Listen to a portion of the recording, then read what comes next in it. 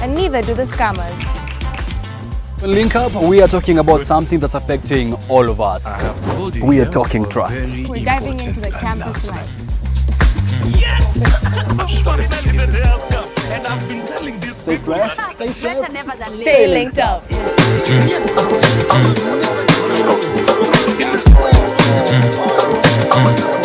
I have been planning to do some renovations back at home. My madhouse needs some miracles. And what would help in that miracle? You increasing our salary. Yes. What gave you that? Sir.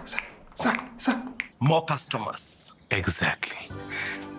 And because of that, I've called this meeting. I would like us to have a conversation and ensure that everything runs smoothly. And also, there are phrases I would like us to stop saying to our clients. For example, I don't know. Bossy, if you don't know, how else we will know? It's not me, it's a phrase. So if I don't know, I should lie to customer. I say I don't know. You know what? Yes. Just you. Me. No one else. Kuya. You. Kuya. When a client talks to you, Yes. you shut up. Shut up. For the rest of us, if you find yourself in such a case, you say something wise. For example, let me get back to you on that. I also. good.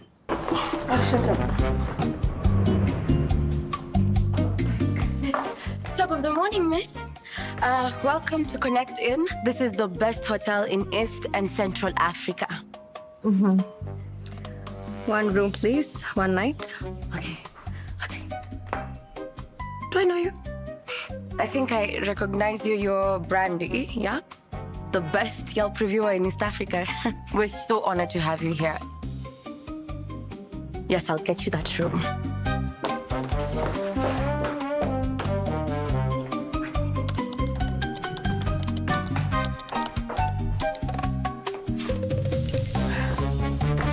All right, here's your room key.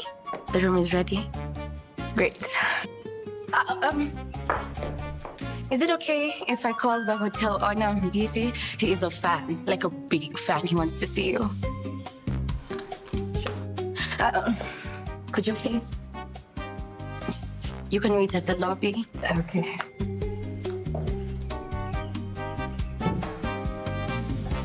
Thank you.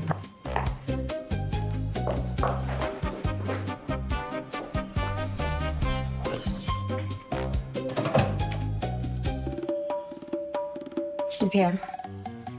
Okay.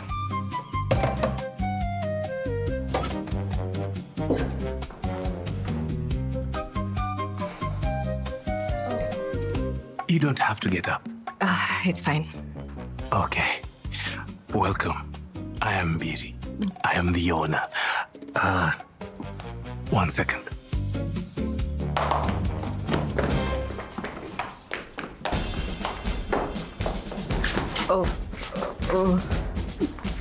Okay.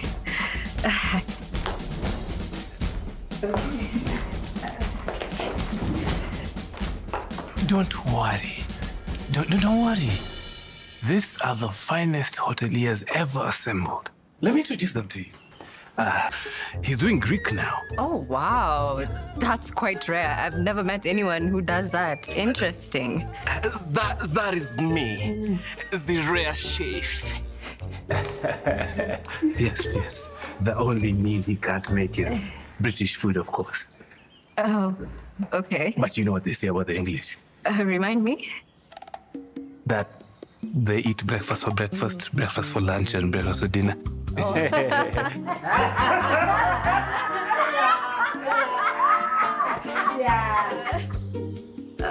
Okay.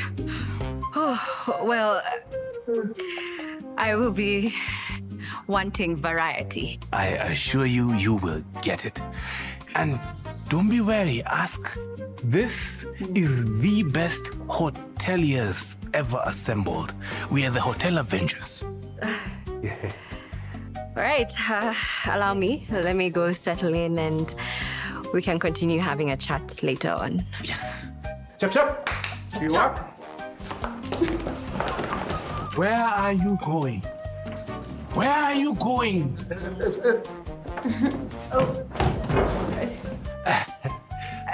Room. Yeah. Okay. My bag and my.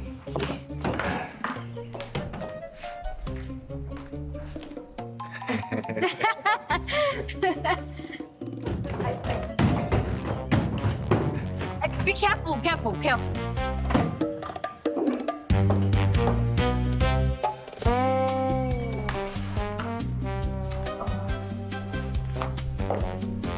These are really beautiful. Right? Actually, if you must know, I'm not just a front office manager. This is just a side gig. Oh? Yeah, I'm an heiress. I actually got into some big bag, but not too big. So I'm wealthy, but not so wealthy, you get. I see. You know, I'm actually the favorite niece of an uncle of mine. Maybe you know him, but he died. So he left me this big apartment. So a few legal issues and I'm out of this place. Okay, interesting. And you know, don't let that bother you. I'm still here to serve you. That's good to know.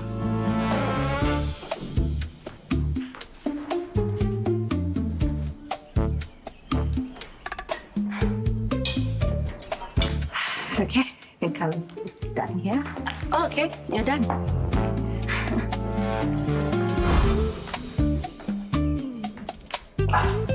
Miss Brandy. I am making la cuisine d'appetit amour.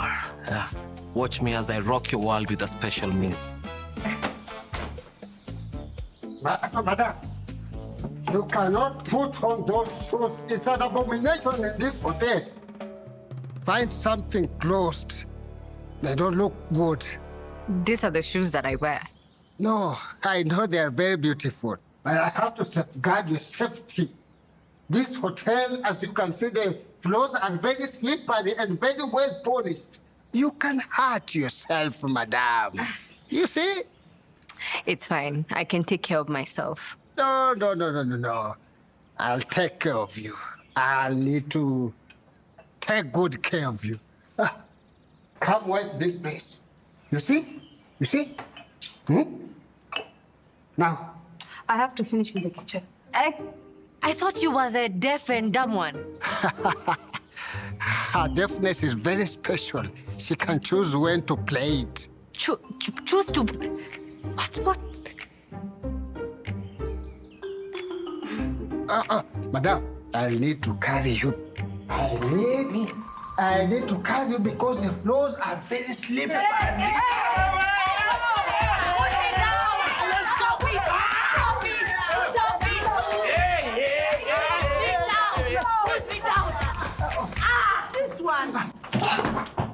What is wrong with you people? What's wrong with you? I need a break. Simon will bring you some.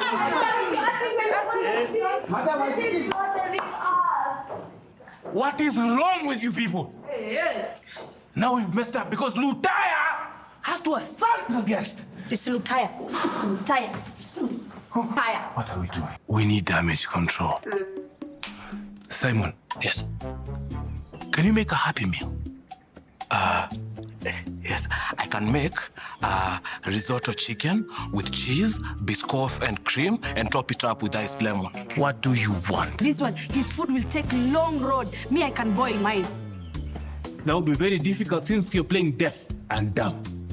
Hey, boss. You said... Oh, that cannot pass anymore. She's already responded. You can't leave her to a small lie. Even a small lie. But boss, you said deaf. To me, I know deaf is talking little. I hear little. I was What are you saying? Simon, make sure she stays in the kitchen. Boss, you can't be serious. What is the problem with having an extra pair of hands? Okay, as long as she stays out of my way, I thought as well. These ones, they eat everything. They eat. All they do is they eat. They can even eat me. But anyway, I'll fit in the kitchen. Can you actually cook anything? I was waiting for that question. It's my turn. Move. I can make hot chili cabbage soup. You know what? Just go away. I go. Go!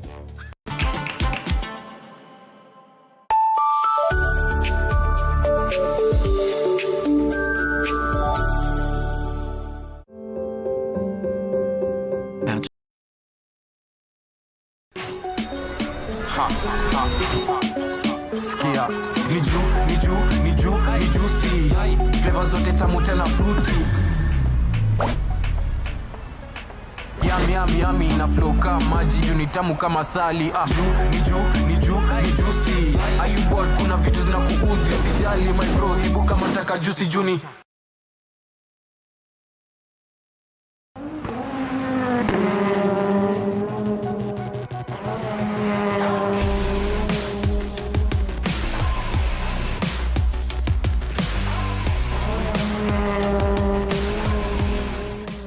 Revisha ushinde. Open and save in your KCB Gold Savings account and win. Revisha ushinde. KCB, for people, for better.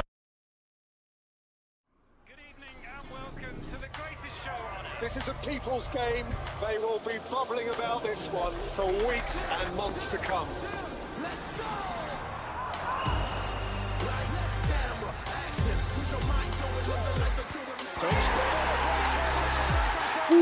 Wase, Iko on. Kila game inamata. Reconnect now. Dial *423#.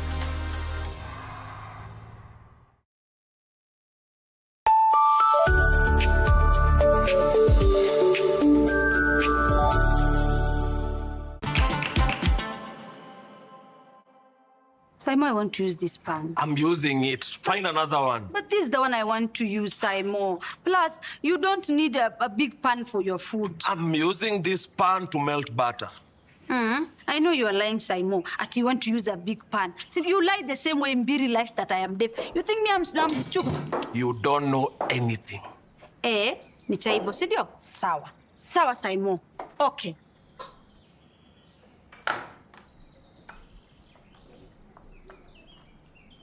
Simon, my bestie, can I use... So you're Googling, did you? Go away. I've seen you. Go away. Wana, beef sticky, lemon, sugar. Oh, are you feeling better? Yes, I'm feeling a bit better now. Can I suggest the beef sticky? Okay. It's a beef patty served with wedges and sauce. Oh, yeah. Potatoes any day, anytime. Okay, you can do that. How long? 45 minutes. All right, that's fine. I will be outside making some calls.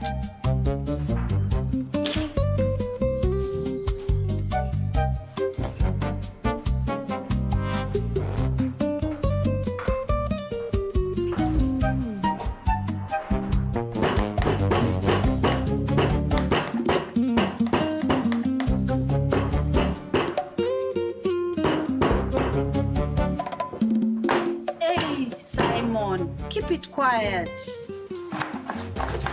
And where's the milk? Mind your own business.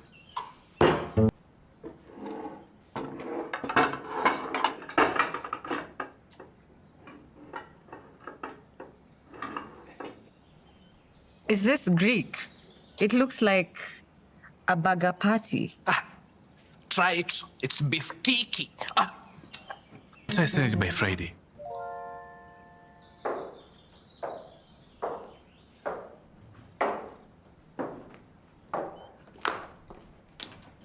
You're leaving already? Yes. I really hope it's not about the food. Madam, excuse me. It is not a hotel problem. It's my problem, please. No need for that. It's just something that came up. But I can share some of my thoughts if you'd like. Oh, yes, please. How about you?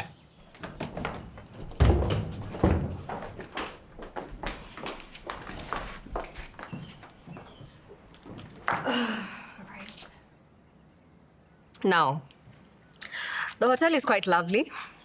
And if I'm being honest, the main purpose for me coming was not entirely to do a review, I wanted to do a social experiment on the staff. Oh my goodness. Meaning Connect In just did a survey. Yes. I needed to see how the staff of a hospitality establishment reacts when they know that they are under analysis and observation. That's why I posted on my socials that I'd be coming. That means you wanted to find us at our most unnatural and unprepared state. That one passed me. Sorry, but if you are interested in reviewing our operations, wouldn't it have been better if you came incognito? Like maybe next time you come so that you see us in our natural habitat. True. But now you know how I look, so that wouldn't work, would it? So, a few things that I noted. First, your socials, your page. You need to mention the best times to visit. The occupancy is quite low. It is low season. It's very low. Yes. It's very low. All right. Secondly, and most important, the chef should stick to what he knows how to cook. Housekeeping should stick to housekeeping. And security. You know what? I'll just leave that to you to do your own house cleaning. Housekeeping is for me. Let him do his job. Shut up. You're deaf. First of all, when it comes to that, next time, look for a better lie. That one was too lame. My cup is here. Okay. Thank you. Here at Connect In, all feedback is appreciated. Maybe one photo for the review? I can cook for you my signature dish. I really like your wigs. Did you come right here? Stay behind. That was bomb! Boss, I'm sorry. I went over and beyond. Of course you went over and beyond. You people are idiots. If I sell you as more than you are, it is your job to raise to the occasion. But boss, you said me I'm deaf. There's nothing I could do because not talking. And me, I talk too much. You shut my mouth, nothing good comes out. And you know why the cabbage was not good? The food was deaf. Because I shut my mouth. Reason, I don't have mouth. Boss, Greek is another level. So if you want me to cook at that level, you have to increase my salary so that my brain can come up with new recipes. Even me, you say that I'm head of security. And yet you don't give me time to do my security well. You need to pay me more so that I can teach other people some tactics to do security. Okay, boss, I just hope we don't have a bad review. Because that will mean you'll have to shut down this whole place, and I don't want that. You know she came here because of you. You're the problem. You brought that Yelp lady here, and she didn't give us an honest review. Because to honestly review anything, you have to see the activities there. Did she see any activities? No. Hey, bossy, you said we should not say no. I said you do not say that to the customer. But you see me, I told myself, kuja hapa. Don't say no, because I am deaf. Okay, no, yes. I pay you for two things. Shut up, mop. There will be no salaries for going. Back to work. Back to work. Boss. Me too. Babe, oh my God, guys! Babe! Oh my God! What's the call? Imagine Brandy the Yelper reviewed us. What did she say?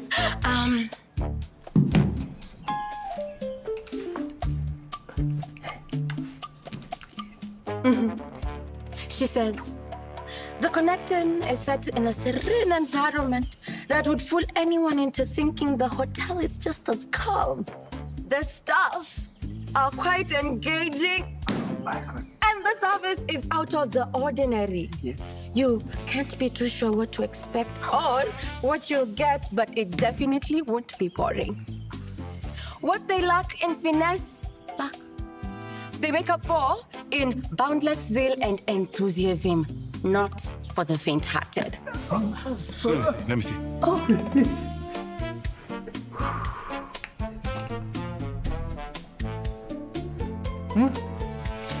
Not too bad, considering the circumstances.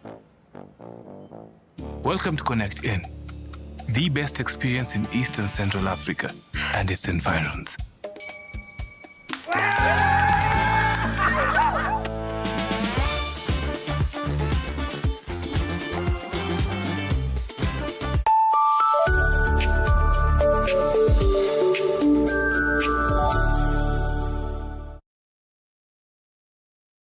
Get affordable monthly TV packages from Azam TV today. From kids shows, African and international movies, sports, local and international, breaking news, documentaries, telenovelas, and many more. Our monthly packages are 400 Kenyan shillings, 950 Kenyan shillings, or 1,500 Kenyan shillings only. Call us today on 0709 844 000.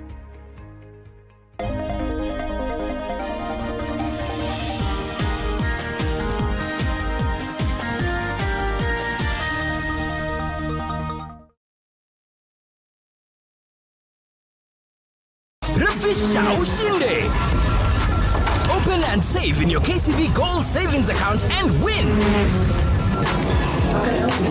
500K can hit your MMF anytime!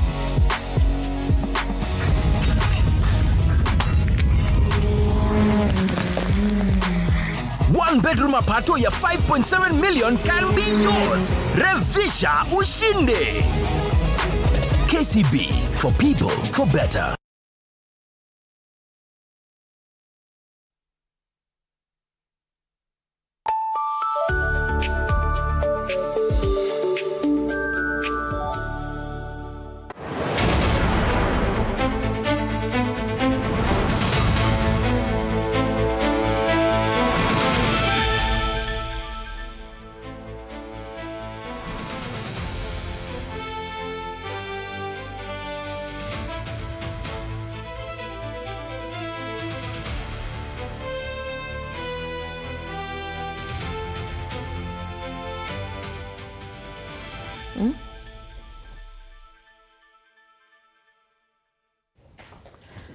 Tonight, we bring you key developments shaping the nation and beyond.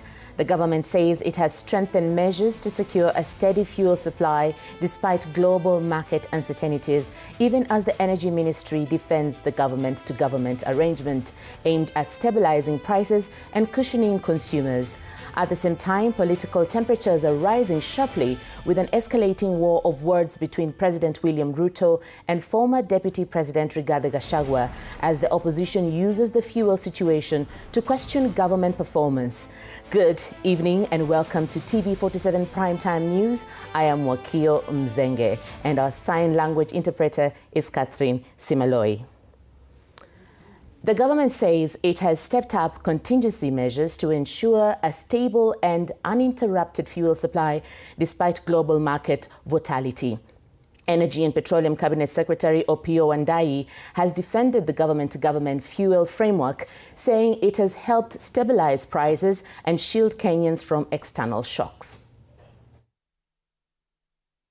Energy and Petroleum Cabinet Secretary Opiyo Wandayi has defended the government-to-government fuel arrangement, saying it has played a critical role in stabilizing local fuel prices despite volatility in global markets.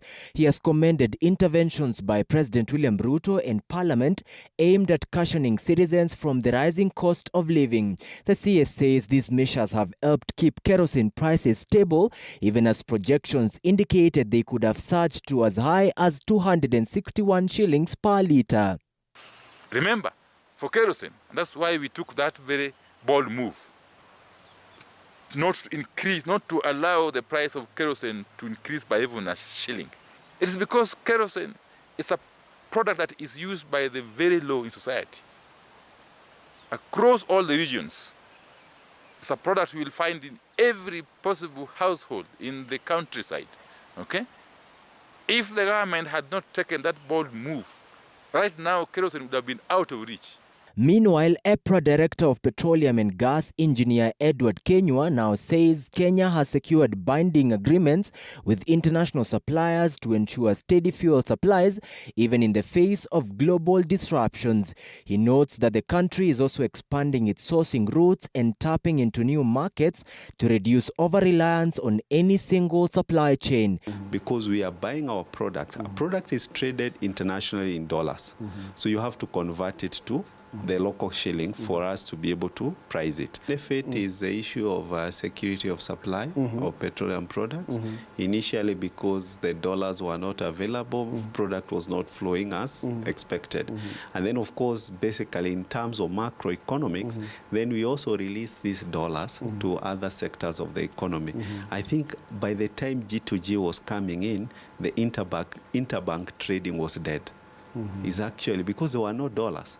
So now at least we have opened interbank trading and dollars are flowing and basically the economy is perfect. Additionally, it's expected that new strategic stock regulations will enable petroleum products to be stored at key ports, with the government retaining priority access to strengthen national energy security. Monene John for TV47. Meanwhile, tensions between leaders allied to the ruling United Democratic Alliance UDA and the Orange Democratic Movement ODM continue to escalate over the zoning of party strongholds amid calls for dialogue to ease growing political strain ahead of the next general election.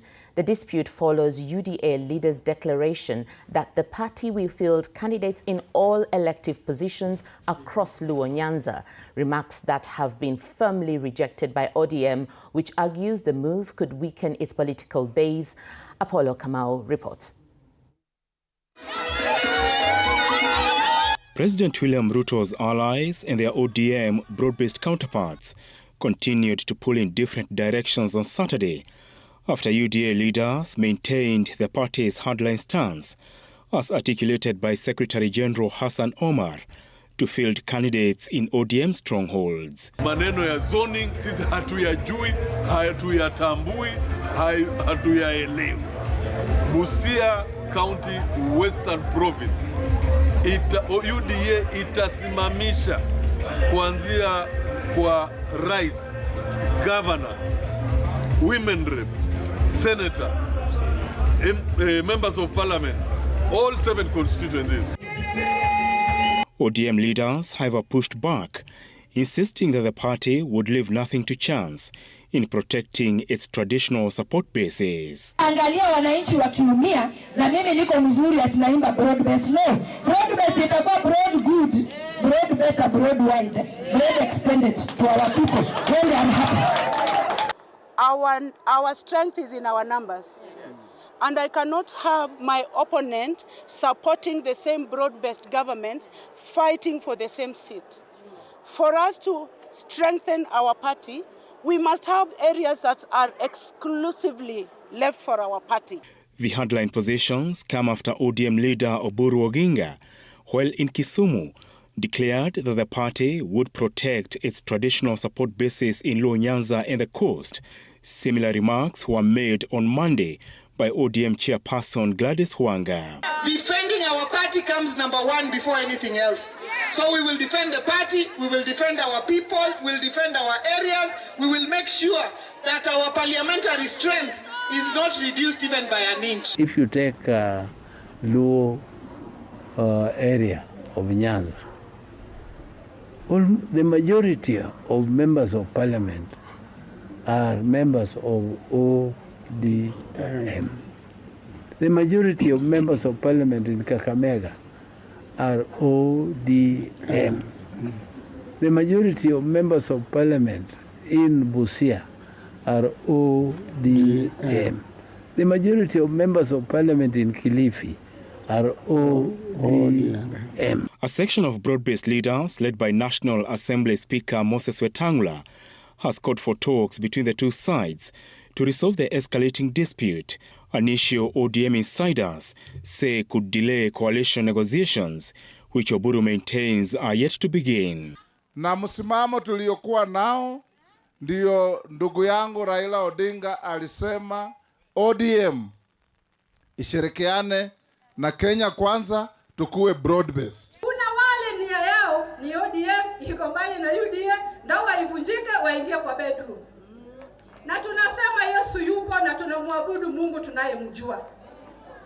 Tutagombana ndani ya bedroom lakini tutaelewana.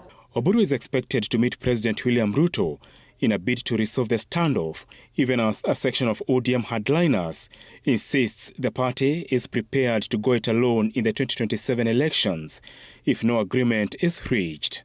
Apul Kamau, TV47. Still on matters politics, the war of words between President William Ruto and DCP leader Rigathi Gachagua is intensifying, with both sides trading sharp criticism. President Ruto has dismissed the opposition as directionless, while Gachagua has hit back, citing the fuel crisis as evidence of government failures. TV47 Sydney Chazima now reports on the escalating political showdown. President William Ruto, while inspecting development projects in northern Kenya, specifically Banisa constituency, held nothing back, unleashing a scathing attack on the opposition, which he now describes as sick. Musijali na wale watu wa makelele na matusi. Hawa watu, I don't have time for such people. Kwanza nikiwaona wakiongea, mimi naona ni kama watu wagonjwa, wanataka kupelekwa hospitali. Matusi mingi, kiburi mingi. I think some of them are not well. But even before the echoes of his remarks could fade, DCP party leader Rigathi Gachagua hit back hard. Speaking during a Meet the People tour in Nairobi County, Gachagua turned the tables, suggesting that the president's handling of the fuel crisis points to a deeper problem within his leadership. Nimeona Kasongo akiongea akiwa Mandera. Anasema ati akina Rigiji, ati vile wanaambia Wakenya ukweli, ati ni wagonjwa wapelekwe hospitali. Wacha nikuambie Kasongo, Wakenya wanauliza, mtu ambaye amechanganyikiwa anasema pikipiki inatumia mafuta ya taa, ni mgonjwa si mgonjwa? And the fire didn't stop there. The opposition supremo further questioned the president's push to ease registration restrictions in northern Kenya, prompting a swift response from the head of state. Tumekuwa na watu watapeli, wale waliobagua watu wengine. Hii northern Kenya iliwachwa siku nyingi. Ni kweli ama si kweli? Wale wananiuliza maswali, kwani northern Kenya ilianza wakati mimi nimekuwa rais? As the political temperatures rose, President Ruto's allies jumped into the fray. Health Cabinet Secretary Aden Duale came out swinging, demanding respect for the presidency. If you think you can disrespect, if you think you can humiliate, if you think you can disrespect the institution of the presidency, from Andere tunakwambia Kenya iko na makabila 40 na sisi wa Kenya tutasimama. Sasa mnaniuliza maswali gani? Wale wanajaribu kuniuliza maswali. Northern Kenya was not created when I became president. It was there, but it was forgotten. And that is why we are righting the wrongs. But a cornered Gachagua was far from done. He doubled down, pointing to alleged irregularities at the Social Health Authority and the struggling state of the Kenyatta National Hospital as evidence of systemic failure. Ukiambia Duale ati asaidie wagonjwa, Duale hapana daktari, Duale ni mwizi wa pesa ya wagonjwa. Na tutawaibisha wale matapeli na watu ambao wako na nia mbaya, wale watu ambao hawaamini chochote kizuri katika taifa letu la Kenya, hasa katika sehemu hii ya Northern Kenya. As this bitter exchange intensifies, Kenyans are left watching a drama that shows no signs of cooling down, even as the cost of living continues to rise following a recent increase in fuel prices. Sydney Chazima, TV47. Former Interior Cabinet Secretary Fred Matiang'i is urging young people to take an active role in leadership and governance. Speaking at SEK St. Thomas in Kerogoya, Matiang'i encouraged the youth to engage in politics, saying they hold the key to transforming the country. He said organized and informed youth can take up leadership positions, strengthen governance, and drive accountability. Matiang'i also called on young people to register as voters, elect trustworthy leaders, and take a stand against corruption. And that's why I am so grateful to see so many young people volunteering themselves and stepping into the responsibilities of leadership. I want to encourage you young people. Let us now occupy leadership. Let's not just talk about occupying the spaces we have been occupying. The 2027 general elections should be about young people occupying leadership at all cadres so that you make the changes that you desire and the changes you would like to see in your country. I love the drive that even the church is supporting of objective, peaceful, inclusive conversation on the future of our country. Please, young people, you are more than those of us who cannot be described as young, which means take charge, take control. If politics is a game of numbers, please take charge of that game. Religious leaders at the coast are raising concern over rising political and economic pressures, launching a peace initiative ahead of the next general election. Under the Peace Empowerment and Resilience Program, clerics in Mombasa and Kwale counties aim to promote accountability, good governance, and social cohesion. The Coast Interfaith Council of Clerics also warned that high fuel prices are driving up the cost of living, straining households.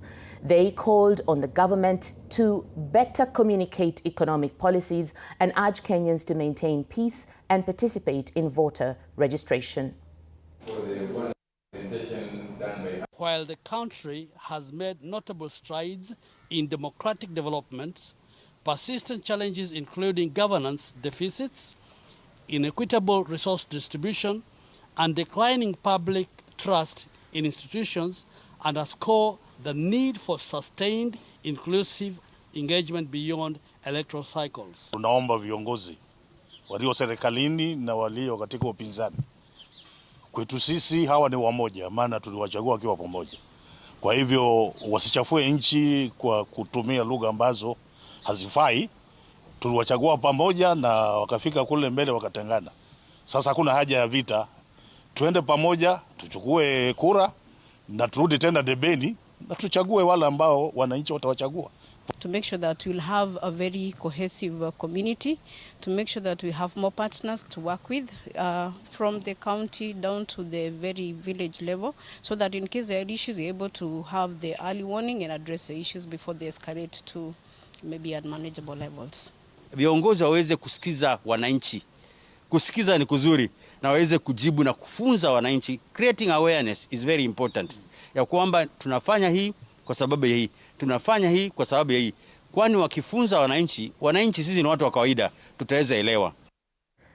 And grief has engulfed Mabusi village in Ikolomani constituency, Kakamega County, after a father allegedly killed his 3-year-old daughter while her 2 brothers, 4-year-old twins, are admitted in critical condition at Kakamega County Referral Hospital. It is reported that the suspect, 43-year-old Nathan Simenga, had a disagreement with his wife, who later fled and returned to her parental home, an incident believed to have led to the killing. Let's take a look. This was the scene in Imbasu village, Ikolomani constituency, Kakamega County. Eerie silence hanging over the area, punctuated by grief, cries, and sorrow following the brutal incident. According to family members, the suspect Nathan Shimenga, allegedly under influence of drugs, took the children to a riverside and attacked them with a machete before he was caught by residents. Amkia leo asubuhi amechukua watoto wake watatu, ameenda kuwapeleka mahali na amewakatakata wote watatu. watoto wake. Ndio anawaambia piteni huku. Na amebeba panga na amebeba nini. Anasema leo ni bumper to bumper. Mimi singefika manake nilikuwa peke yangu hapa. It is alleged that a domestic dispute between him and his wife contributed to the shocking incident, leaving residents in fear and disbelief. Ikolomani Police Commander Masai Makau has confirmed the incident, stating that investigations have already been launched to establish the exact cause. Sasa wakati tumempata na watoto kama amepanga watoto line, watoto walikuwa 3. Amepanga watoto line na ameshika panga nyuma. Sasa wakati tumefika hapo, akatuambia mlikuwa mnatafuta mimi, na ndiye amechukua panga na kuanza kukata watoto. Akakata mtoto wa kwanza akakufa hapo na hapo. Meanwhile, the suspect was attacked by angry villagers before rescued by police. He is currently admitted at Shibwa Hospital under heavy security. For TV47, I'm Willie Dennis Njeru. A sad state of affairs. In other news, the government is now turning to Bodaboda riders as key partners in the fight against insecurity. Interior Principal Secretary Raymond Omolo says riders can play a crucial role in identifying and reporting criminal activities. Speaking in Kisumu, Omolo called for closer collaboration between operators and intelligence officers. He also directed police to release motorcycles impounded for minor offences to support riders' livelihoods. The Bodaboda sector or the Bodaboda team transports and moves many people, and they are able to pick up who are the criminal elements, who is planning what, who is going to which particular place or the other. And so far there's been a very good working relationship. Number 3 is also a follow-up to the meeting that His Excellency the President had with the leadership of Bodaboda last year from all the 47 counties. And one of the commitments was that for those who have been involved in petty offences in one way or another, who have their motorbikes impounded by the police, that those motorbikes need to be released. Again, I was here to reaffirm and to confirm that commitment that the President gave.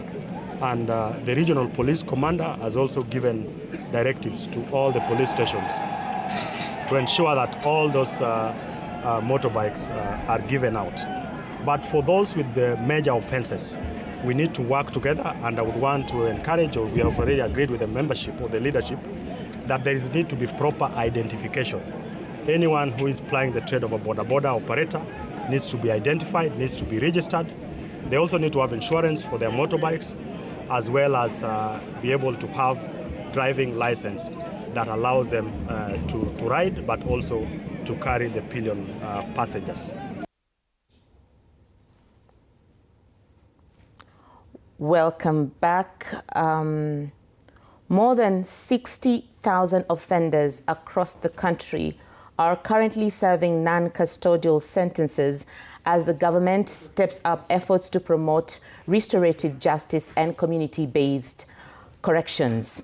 According to Salome Biako, Kenya is among global leaders in advancing community-driven correctional services, a move that has enhanced reintegration and public acceptance of offenders. More than 60,000 offenders are serving non-custodial sentences countrywide.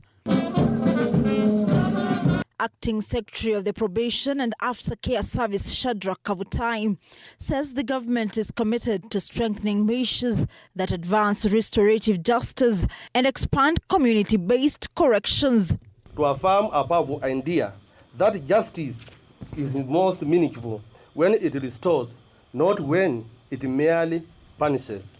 When it rebukes lies, not when it writes them off. Kavutai further says Kenya is committed to building partnerships that will enable the country to align its practices with international standards.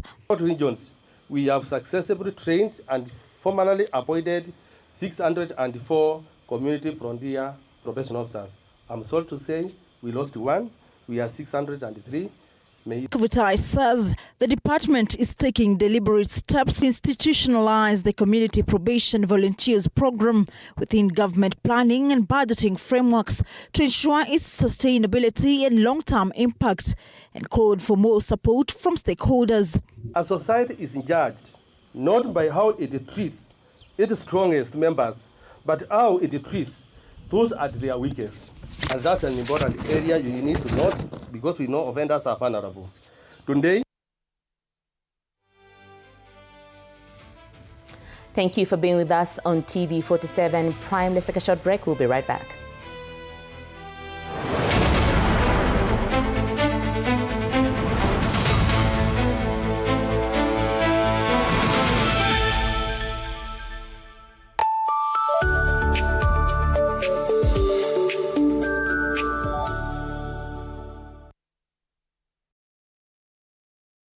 We have a group MMF where my 4 daughters and myself save. Down to your last one? Down to my last born. And that is the most interesting one because, you know, last borns are normally considered spoiled children. How did you get here? Thank you. How did you get here? Wow. Did you expect that? No.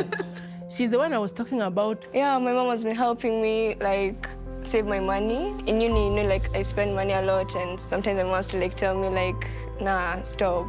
Calm down. You need the money later. And, Mom, thanks. I feel like, you know, I've achieved as a mother. You know, sometimes I introduce it like you have to do it. It's good also to hear from her own perspective that she's appreciating. Things don't just come out of nowhere. You actually have to save your money and make it work for you. For me, ICA Lion means future, because I know my future is secured.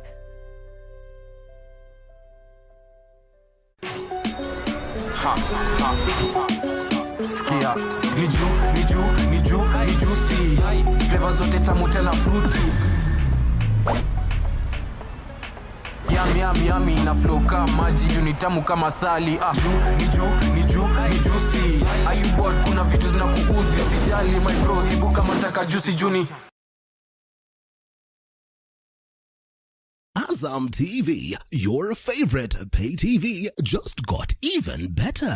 Effective 1st March 2026, we have added 5 amazing new TV channels to keep you entertained day and night. AMC Movies and Nolly Africa for the best of Nollywood movies and series. Music Box Hits and Music Box Dance for non-stop music hits and dance. And Manchester United TV for football fans. More movies, more music, more sports. All in one place.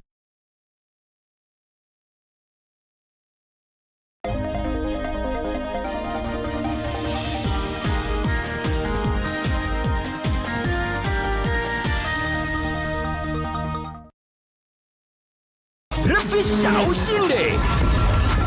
Open and save in your KCB Gold Savings account and win. 500K can hit your MMF anytime.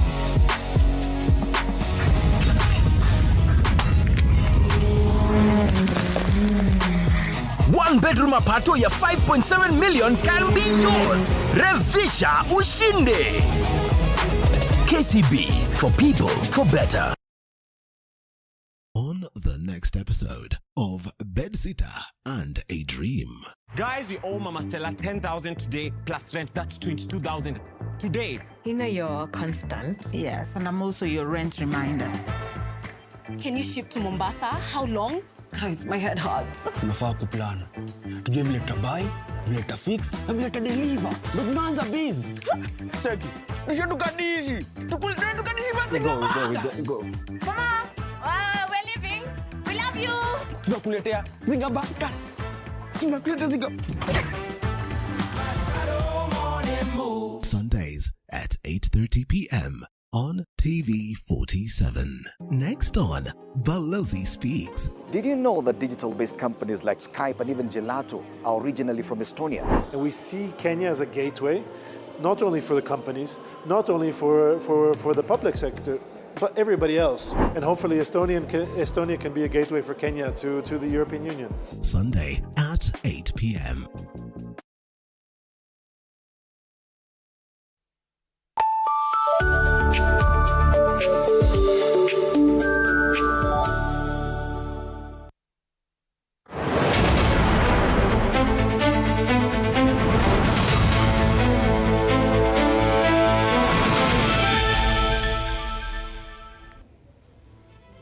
Welcome back. Thank you for staying with us. We are going to be having a very interesting conversation on matters film with the very award-winning director, Andere. But before that, let's move on to the news. Residents of Faza Island in Lamu County have staged protests over the poor condition of a building used to provide medical services. They have complained that they are being forced to receive treatment in poor conditions after the facility deteriorated and partially collapsed less than 4 years after its completion. Sally Davida reports.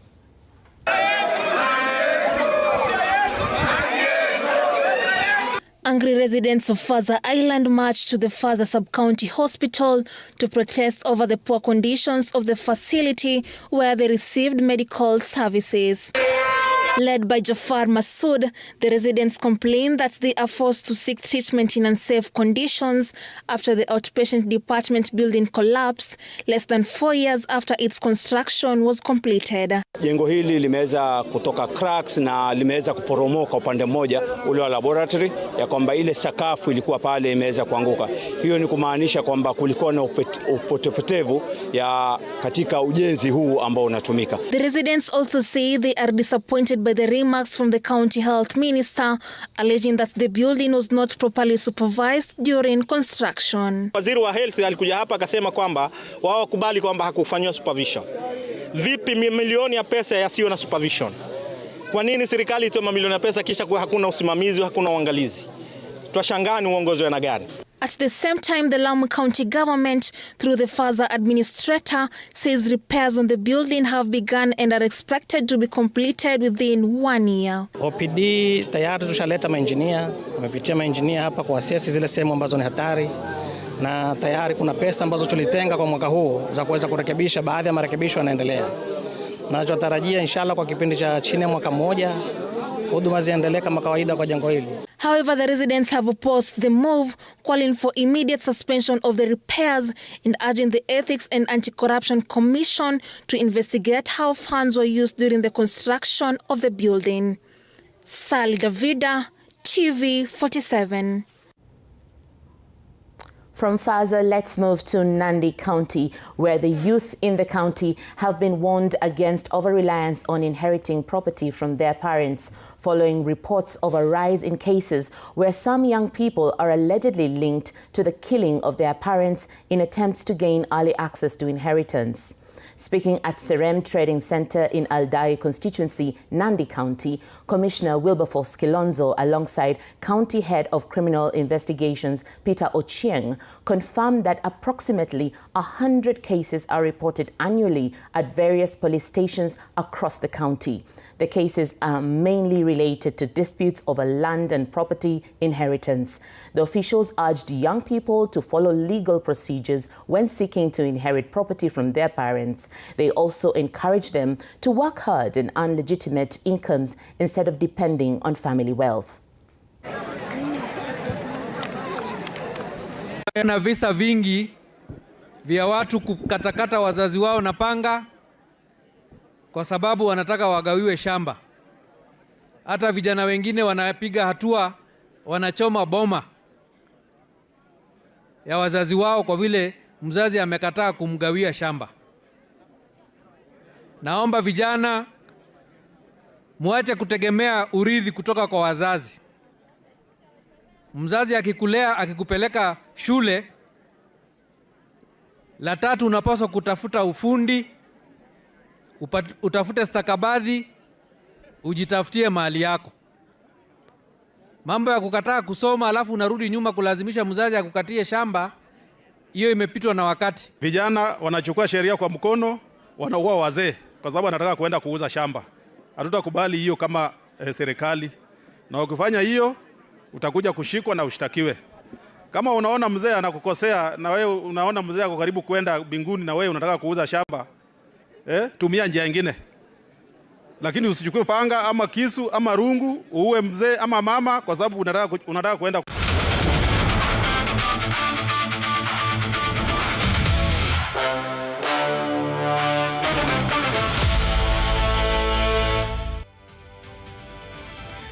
And now let's get sporty. It's been an eventful Saturday as Kenya's national under-17 women's team, the Junior Starlets, delivered a commanding performance in the 2026 FIFA Under-17 World Cup qualifiers, thrashing Namibia 5-0 at Ulinzi Sports Complex. Brenda Ochieng stole the show with a superb hat-trick, while Emily Adhiambo also got on the score sheet as Mildred Cheche's Chargers cruised to an emphatic victory. Kenya will now shift focus to a decisive clash against Uganda, who booked their place after defeating Zimbabwe. The two East African sides met last year, with Kenya winning 5-0 on an aggregate to reach the final qualifying round, where they were eventually eliminated by Cameroon.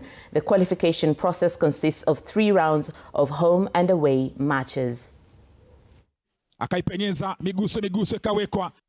had changes in the first 11, and of course we adjusted the tactical subs that gave us something better today. Next step, we will prepare because it's not going to be a tough. It's going to be a tough match, but we will prepare well for it. They are talented. They just need to step up to play in that stage, and hopefully they will step up for the next stage also. I think our girls know that we're up against a very strong Kenyan side. That already in Windhoek we could see what they are made of, and I think we had a very good first half, exceptional first half. We were really resolute, we were defending well, we were keeping them at bay, and it was 0-0. I thought that if we can continue like that, but then the screws came loose, understandably so. These are young kids. I say it again, and I'll say it to my back home, that we need to play more regular competition. We need to play more at this level against quality opposition such as this. But I'm super proud of my girls, super proud in the way they fought. Yes, the scoreline maybe is emphatic for Kenya, but let Kenya deal with Kenya, I deal with Namibia.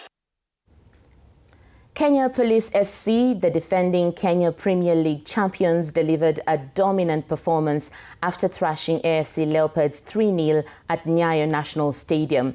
As the title race continues to take shape, the law enforcers struck 3 times in a blistering first half display to steal a crucial victory.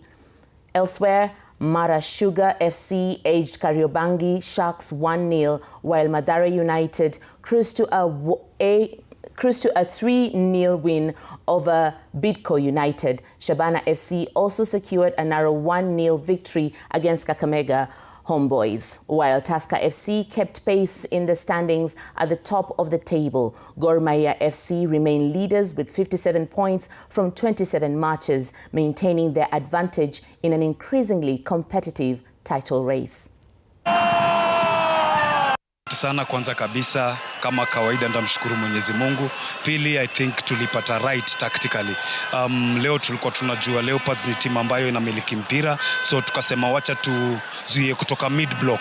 Na nadhani katika hiyo mid block tulipata right, kwa sababu ukiangalia tulipiga bao na hiyo transition. So I think vijana wangu walifanya vizuri sana, na defensively we were very organized, and I'm happy so far for the output. Naam, nasema derby sasa inabidi lazima tuangalie vile tutashinda, hiyo ndio sasa imebaki option yetu next. Na lazima pia wachezaji wajue at least kuteleza sio kuanguka, kuna another day. Na bado tuko kwa race, lakini sasa unajua pia tuwezi kuwa tunataina mchezaji mmoja. Ni bahati mbaya imefanyika, tuwezi sema pia kinajua tungekuwa wakati tukishinda bado.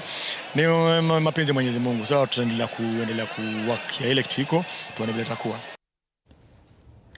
Coventry City have finally ended their long wait for a return to the English Premier League after stealing promotion with a dramatic 1-1. That our hotel is the home for travelers. I guess I forgot that. Recently, it's been more of a mirror of my own ambition.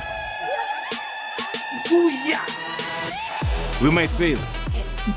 We will probably fail, but not for a lack of trying.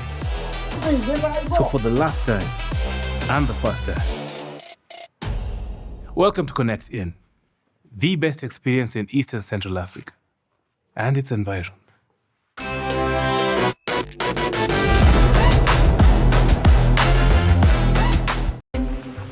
This is a very serious place. I see that.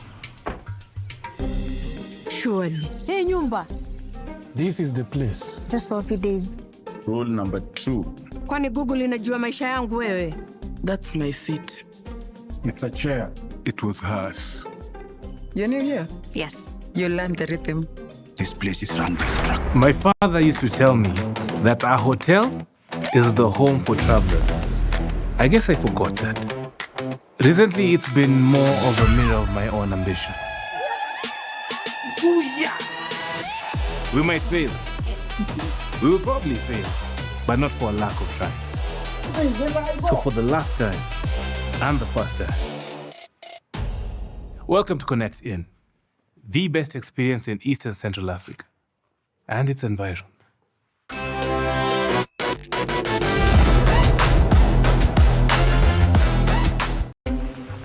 This is a very serious place. I see that. Surely. Hey, Nyumba. This is the place. Just for a few days. Rule number 2. Kwani Google inajua maisha yangu wewe? That's my seat. It's a chair. It was hers. You're new here? Yes. You learned the rhythm. Keep it TV47 for all your sports news. A time for a very short break. After the break, we shift our focus to the world of film here in Kenya. We'll be exploring the journey of local storytelling, the rise of new platforms like streaming, the challenges filmmakers still face, and where the industry is headed in the future with director Andere. Stay with us.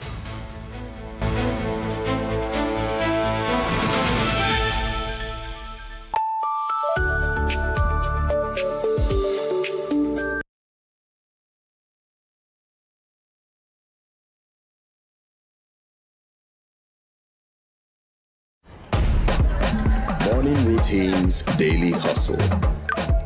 But there's always time for the game. Some go by instinct. Others run the numbers. Some live for the thrill. Some play chill.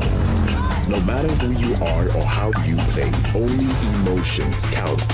This is your moment, your move, your success formula. Bets for everyone. Reveal yourself. 1xBet. Get affordable monthly TV packages from Azam TV today. From kids shows, African and international movies, sports, local and international, breaking news, documentaries, telenovelas, and many more. Our monthly packages are 400 Kenyan shillings, 950 Kenyan shillings, or 1,500 Kenyan shillings only. Call us today on 0709 844 000.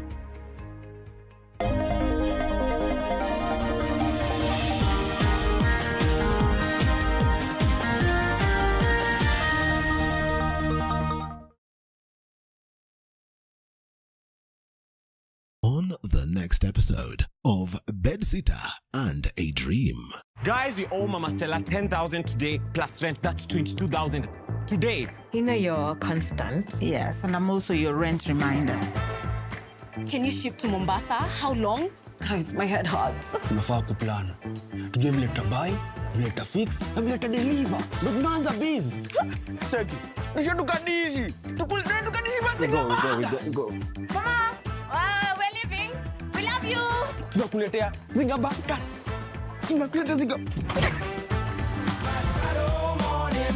Sundays at 8:30 p.m. on TV47.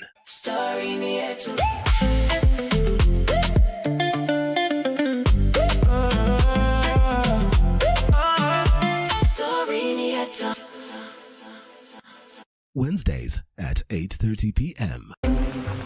This is a very serious place. I see that. Surely. Hey, Nyumba. This is the place. Just for a few days. Rule number 2. Kwani Google inajua maisha yangu wewe? That's my seat. It's a chair. It was hers. You're new here? Yes. You learned the rhythm. This place is run by structure. Structure. It is a system, ni venye tu ni system haisikizi. And what happens if something you haven't chosen enters your day? I remove it. That's not always going to be possible here. Then you are going to have a problem. Noted. What are you planning? To escape from a resort? This is not a resort, my friend. This is a storage. Wednesdays at 8:30 p.m. on TV47.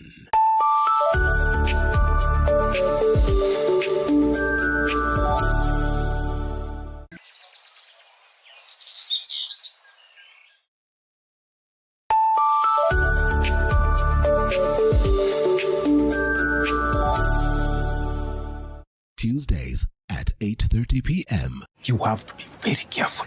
Fake money can kill business. Na leo mko rada yangu. Small money, kapesa kadogo, big behavior. I only have big notes. Alikuwa anatafuta courage. Yaani nafaje kutengeneza kachumbari na manyanya zinakaa hivi? Ona kiki ni kama kiwaru. Hiyo ni tonga commitment to the lie. Amejicommit. Ndio hiyo. Mpatie. Unajua kama una mtu kitu, hata tu salamu ya kawaida inakaa kama reminder. Habari yako?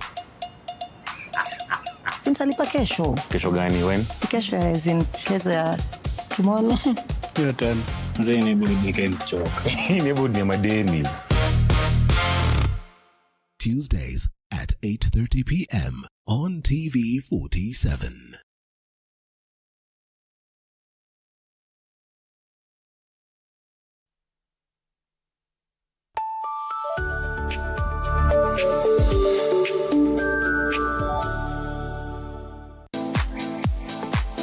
Say what?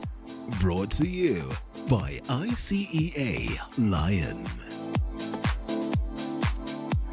I'm a mother of 4 girls. We have a group MMF. Down to my last one. She's still at the university, but she's saving 1,000 shillings every month. How did you get here? She's the one I was talking about. My mom has been helping me, like, save my money. And, Mom, thanks. Okay, you're crying. I feel like I've achieved as a mother because I know that they appreciate what I'm doing for them.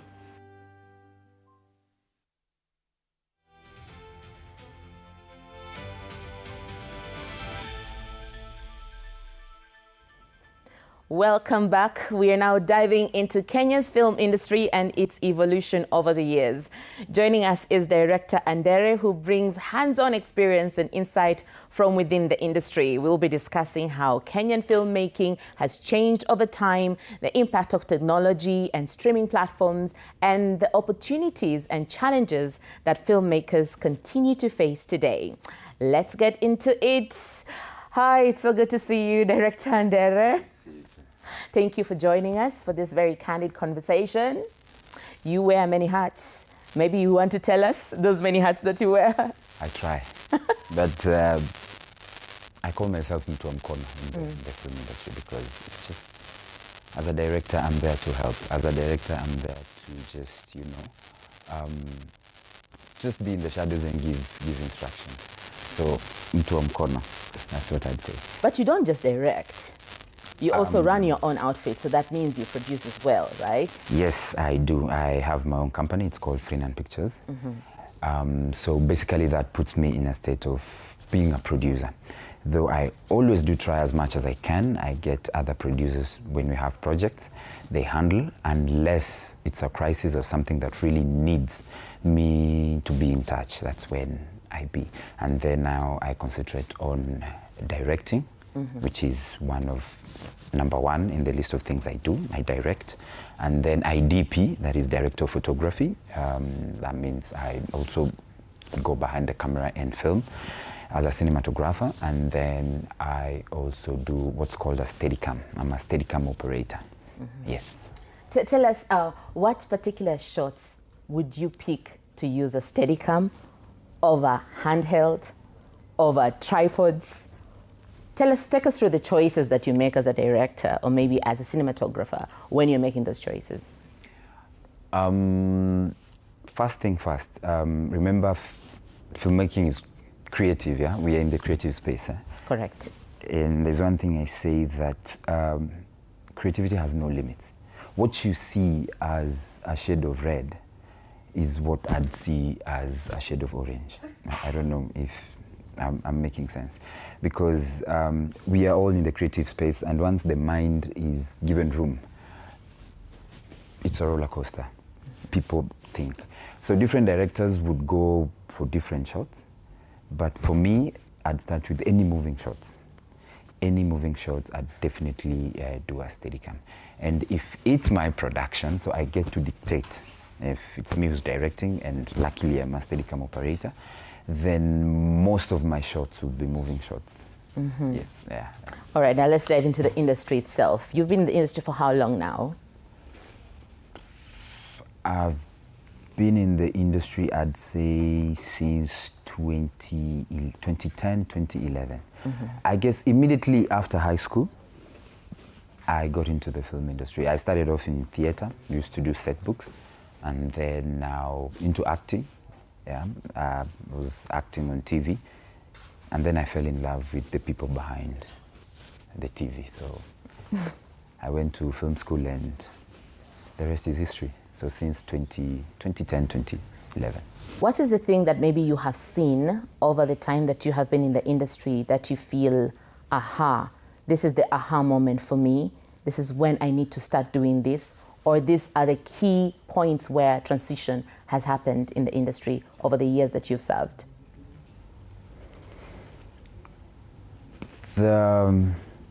I'd say the introduction of the streaming services. Yeah. When the likes of Netflix, started coming into Africa and then Kenya. I'd say basically streaming, because they started, putting more budget. The likes of Showmax, they started spending in the film industry. There used to be a time, I'd say 2 or 3 years ago, when there were a lot of productions happening. You'd call someone, they tell you they're busy.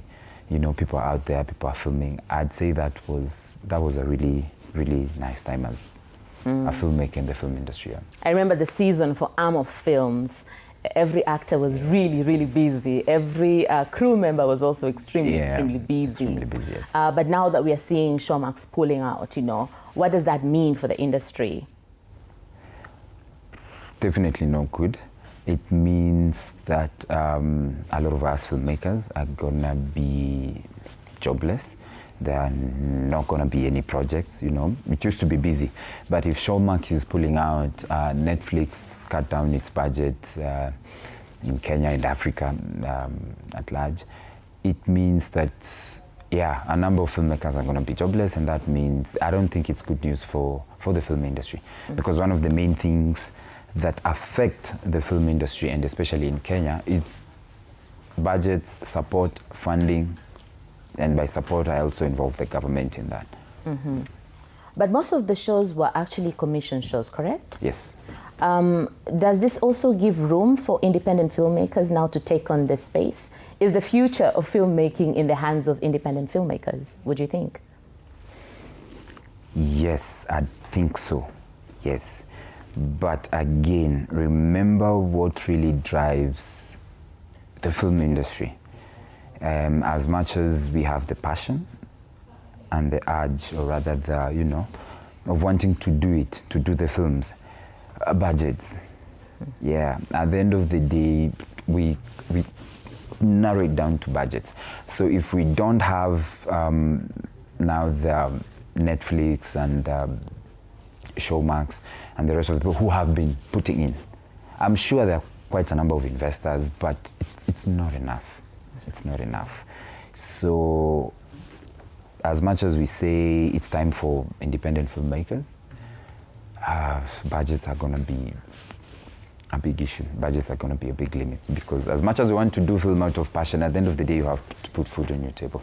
Exactly. And I think this is actually an opportune time also for the corporate world in Kenya, for the government as well to start investing in film. But the big question is, what's in it for us? Because that's always the question. the understanding of the creative sector is a bit difficult for them. I don't know how we can simplify what the stakes are and what they can benefit from the film industry so that we have more investment from the private sector. I'd say we need to get a lot of support from the government, yeah? Even before now the private sector comes in, yeah? The film industry needs to be an industry, because most of us filmmakers, we know we still don't have an industry. Yeah, it's let's say me as a filmmaker, if I had an issue, where do I take my complaint? Like in a film commission, no? As a filmmaker, yes, but really, like, we are not even identified by KOTU. Yeah. I see where you're going with this. Yeah. So we are not a union, or rather we are not together so that the government knows that there are people there who are in the film industry. Yeah. We keep on saying this thing until the day, and that is me. I mean, I keep on saying, until the day filmmakers will be recognized by the Kenya Union, KOTU, that's the day we'll make the biggest milestone. And then I'd like to throw it to you as well, because I'm seeing, when I look at actors, what they're doing united in the Kenya Actors Guild and taking back their name and taking back their position, because it had like a 5-year dormancy and now they're back, and unifying actors and working with the concept of community. What are the other filmmakers doing, the crew, directors, what are they doing in terms of unifying themselves?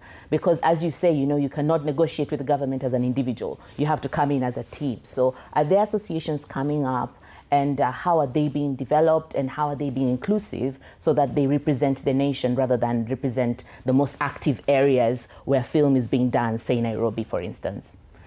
Yes, there have been associations that have been coming up. I'm sure for the starting in last year was 2024. From 2024, there've been talks, WhatsApp groups, and that's the problem again. WhatsApp groups remain WhatsApp groups. Yeah, but we've had the groups, we are having the talks, and there's the Producers Association, Filmmakers Association. We are also coming up, so the talks are there. Yeah, and I'm sure in due time we should be able to be with KOTU and stuff like that, because I always say, if the government doesn't know about you, then there's no way you can have a discussion with the government. Exactly. So just out of curiosity, how would you rank the participation of filmmakers in matters legislature? Maybe just let's talk about a percentage of attendance to things like public participation of the Creative Economy Bill and such policies that are being passed that legislature for the creative sector. What percentage would you say are actively involved in participating in matters that actually do affect them? I stand corrected, but I'd say not most. Yes, I'd say not most, very few. I'd say 40% or even less. It might be less. My God, 40% or even less. Yes, yes. That's really in a very, not a very good space to be at. Yeah. Whew. So much to learn from director Andere. We're going to take a short break right now, and we'll be back talking matters film. Keep it here.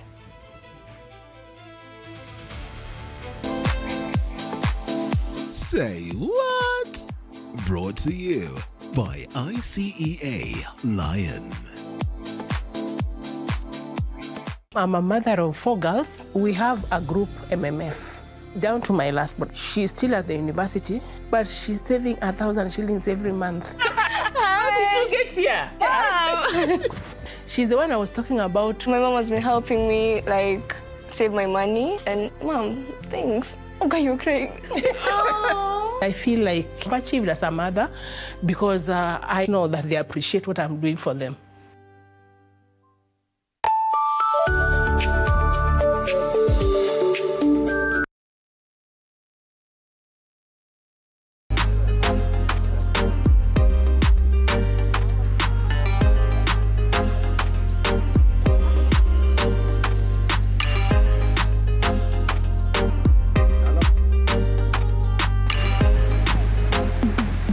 Jonte.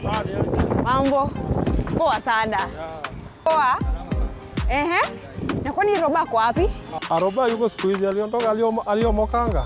Nilikuwa nafikiria aliamua kuacha kazi ya boda juu economy. Huyu aliomoka. Sawa. Hata sisi tutaomoka tu. Manze mimi niliomoka. Patie siri. Nilicheza tatua. Nilicheza tu na 20 bob. In 30 minutes wakanitumia message wakaniambia nimeshinda 500k. Nikaamua kujisort na ndai hapa ya biz bana. Mko na simu? Ingia kwa M-Pesa, weka paybill number 440440. Weka paybill number 150150. Account Daka. Amount weka kati ya shilingi 20 na shilingi 2000. Get your wins every 20 minutes. Tatua instant wins na Daka.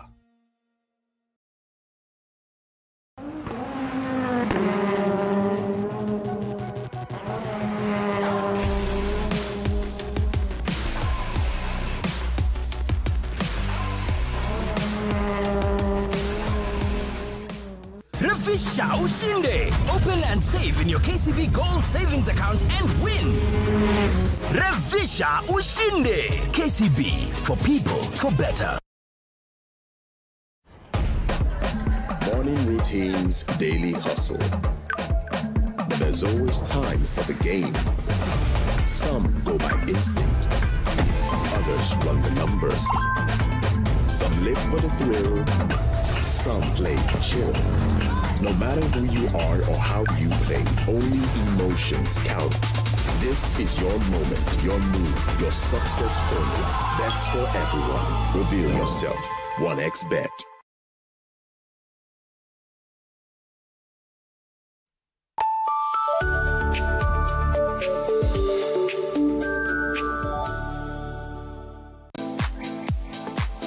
Say what?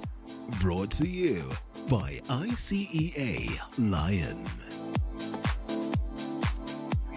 I'm a mother of 4 girls. We have a group MMF. Down to my last one. She's still at the university, but she's saving 1,000 shillings every month. How did you get here? She's the one I was talking about. My mom has been helping me like save my money, and Mom, thanks. Okay, you're crying. I feel like I've achieved as a mother because I know that they appreciate what I'm doing for them. Welcome back. We are still with director Andere and we're talking Matters Film, and we are choosing not to stick to the challenges. Today we're going to be talking about the solutions. And Andere, you were telling me earlier on that you feel like there are certain things that the government needs to do to support the film industry even better. What are these thoughts that you had? There are quite a number of things, yeah. But there are those ones, the little ones that are quite direct. I'll give you an example. We were doing a project and it was a TV advert. It involved, it was a product that was also supposed to air in Nigeria. Yeah. At that time I didn't know. I was producing, also filming and directing it. When we were doing casting, we got Pan-African looking people, you know, people who can cut across. Yeah. And then we were told in Nigeria, on the billboards and on TV, it has to be, as long as you're advertising a product in that country, it has to be a Nigerian talent or a Nigerian cast. Yeah? And then I said, so we had to cast a Nigerian from Kenya, someone who's staying in Kenya who's Nigerian. We shot and then it aired in Nigeria. And it was so strict that our cast who's Nigeria, we had to scan their IDs and their passport and send it to the Nigerian, you know, the institution that deals with now entertainment and allowing, you know, content to be aired in Nigeria. They had to approve it so that the billboards can go up in Nigeria and the commercials can air in Nigeria. Now look at Kenya. All the adverts from South Africa, you know, all those products that we see, we definitely know this is an advert that was not. So that means the Nigerian government already has a hand in supporting the industry. Yeah. That means if that is a policy that is made in Kenya, it means any product, as long as you're a company, corporate that you want to advertise, if you feel the Kenyan market is big enough to buy your product, then shoot and advertise in Kenya. What does that do? Talent. The talent gets the job, and the crew and cast. Yeah, all that means remains here. So those are some of the things that the government needs to look at. That is just one example in comparison to what South Africa is doing to its creative industry, and in comparison to what countries like Nigeria are doing to their creative industry. I guess that's one of the reasons why now they're ahead. Yeah. So you're saying government should set like a percentage of participation, local participation needs to be like, say, 50% or 60%. Yeah. Yes. I like that. Exactly what I'm saying. Yes, as long as you feel that the product that you're producing, the Kenyan market is big enough, then do an advert. Don't bring an advert from outside. Yes. Let's talk about the things that you have done. You have done prank shows. What is that like? It's fun. It's fun. It taught me a lot. It was one of the jobs that I did when I was starting out. Yeah, I did Naswa, directed about over 100 episodes, 150. Yeah, episodes of Naswa. So it's so much fun. It's you do not know what to expect. Yeah, yeah. You're out there. You're filming. If your actor is slow, they get hit. Stuff like that, and we move on. Yeah. One moment that is absolutely memorable for you. During Naswa. There was a time we were doing a prank in Madare. There's this street that links Madare to somewhere behind Utalii College to Thika Road. So yeah, right now when I pass there, I see there's constructions going on. So it used to be bushy. It was just a road, people used to walk. Now we were doing a prank. It involved our guys walking, and then also some of our guys, jumping in from the bush, grabbing one of our guys, and then they drag him as he screams. What do you mean? And remember, you always do a prank once you've spotted your subject. So we'd see someone come, and then now our victim, our spotted victim walks in front of the actual victim. And then when they get to the spot, he gets grabbed with guys wearing balaclava, with plastic pangas. We used to use props. We never had the actual, So we had some, weirdly looking pangas that were made of plastic and stuff like that. So they'd grab our victim into the bush as he screams, wails, and kicks. And then, of course, now the actual victim who's behind there, they have to react. Either they run, and those are the reactions we're looking for. Yeah. That is now the gold mine. So we didn't know that calls have been made. Calls were made. After 3 or 4 victims, I guess kuna watu wanaibia watu pale nini and stuff like that. So luckily we were having lunch, so it was a break somewhere in the corner having lunch.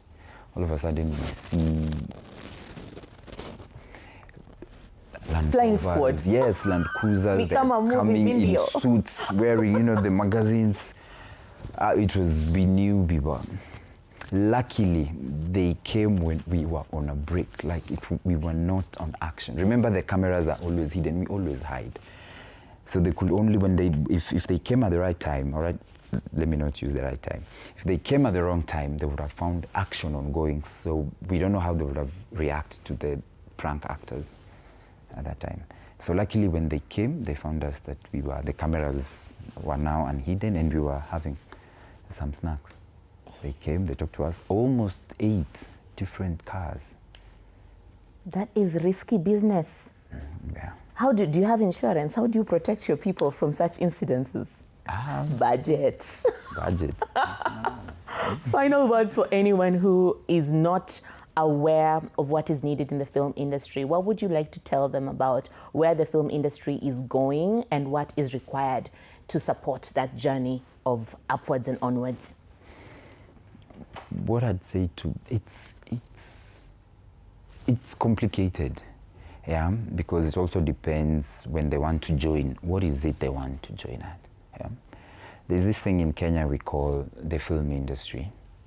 When you say you work in the film industry, which part actually? Is it now the part where now they actually do films? Or is it the part whereby you just operate a camera and you're able to create your own content aside and have your own clients? Yeah. So it's pretty much separated.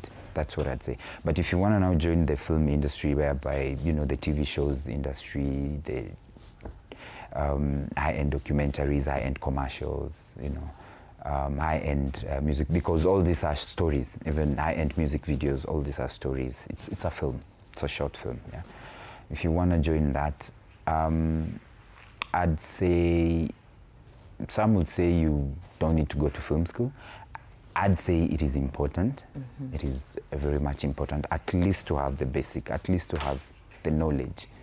And that is what I tell a lot of people who come to, hey Andere, can you teach me? I tell them, I'm not a teacher. I can't. I can only guide. I can only mentor someone who knows. Because I wouldn't, it might come out in a bad way, but I do not have the time to tell you how to switch on a camera. I'm not a teacher. I don't have that time. Now we sit, oh, this is a tripod, you put it like this is where you put the camera. No. So it's easier. You go to film school or you self-teach yourself. We're in the digital world, everything is online. You can self-teach yourself so that by the time you're coming into now the film, at least you have the basics. Because when we are on set, it is running. There is no time. Mm-hmm. So it's either you have an idea or you don't. Yeah, no one. The gaffers, everyone, no one has the time to teach someone. Oh, you said gaffers. You've just reminded me of how many people are actually usually in a film that when you watch a film and then you start watching the credits, that's when you realize the number of people that are behind the cameras. Because people just think it's the actors. And they associate every film with the actors, directors maybe, and a bit of producers. But there's tons of people behind. Lots of people. Yeah. It's a vast industry. There are a lot of jobs as long as you... I'd say, in Swahili, we'd say, ini industry ya kujituma. Mm-hmm. This is not where you'd sit in the office type. Sometimes, you know, finish your work within 2 hours and just sit there. No, hii lazima ujitume. Whatever you do has to be seen. Yeah, this is, you're marked there and then. It is ni kama fundi. Ni fundi tu. Either you put the brick and the cement right or you don't. It is there and then. Wow. I think that's a good place to wrap this conversation. Watu wajitume, the industry of kujituma. And it's far and beyond just the creative industry. I think anywhere and everywhere, lazima tujitume. And that wraps up TV47 Prime. I'm very, very glad that you were able to join us and also join us for this conversation that we had with Director Andere. Asante sana for being with us. And now we will take a leave, actually. Good night, everyone.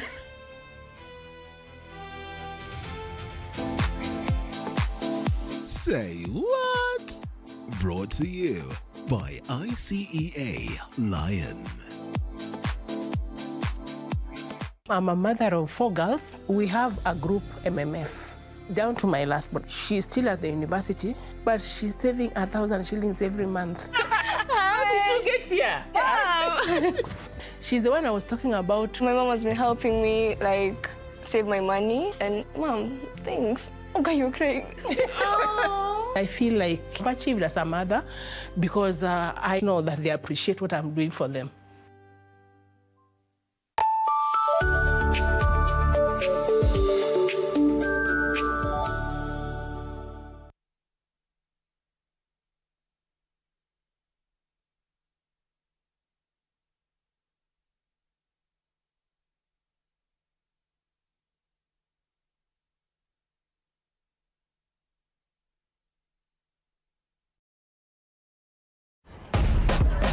Morning routines, daily hustle. But there's always time for the game. Some go by instinct. Others run the numbers. Some live for the thrill. Some play chill. No matter who you are or how you play, only emotions count. This is your moment, your move, your success formula. That's for everyone. Reveal yourself. 1xBet. Azam TV, your favorite pay TV, just got even better.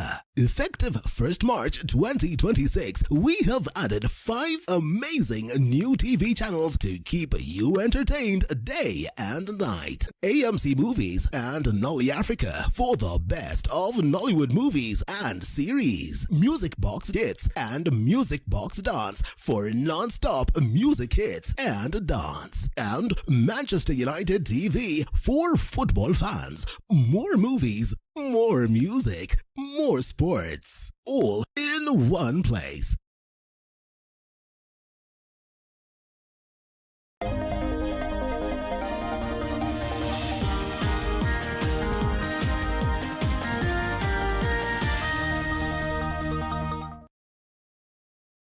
Next on Balozi Speaks. Did you know that digital-based companies like Skype and even Gelato are originally from Estonia? And we see Kenya as a gateway, not only for the companies, not only for the public sector, but everybody else. And hopefully Estonia can be a gateway for Kenya to the European Union. Sunday at 8 p.m. on the next episode of Bedsitter and a Dream. Guys, we owe Mama Stella 10,000 today plus rent. That's 22,000 today. You know you're constant. Yes, and I'm also your rent reminder. Can you ship to Mombasa? How long? Guys, my head hurts. Tunafaa kuplan. Tujue vile tutabuy, vile tutafix, na vile tutadeliver. Ndio tunaanza busy. Cheki. Nisha tukadishi. Tukadishi basi Go. Mama, we're leaving. We love you. Tunakuletea zinga bakas. Tunakuletea zinga. Sundays at 8:30 p.m. on TV47.